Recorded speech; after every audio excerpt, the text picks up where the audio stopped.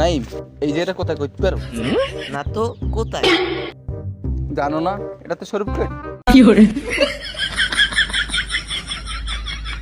কত আমরা কি গাছ নিচে বই আছি।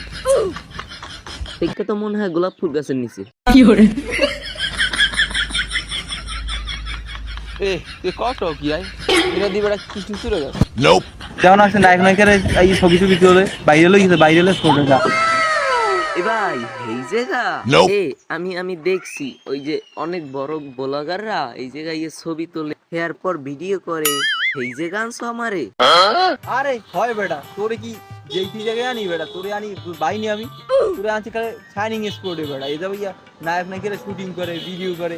তারপরে ওই যে ওখানে গেলে মাঠে যে না পরিমণি ঘুরে গোল খেলতে, আমরা বন্ধু বান্ধব কত দেখতাম পরিমণি রে, আনতো বিশাল শাইনিং স্টারে ছবি করে, সিনেমা করে।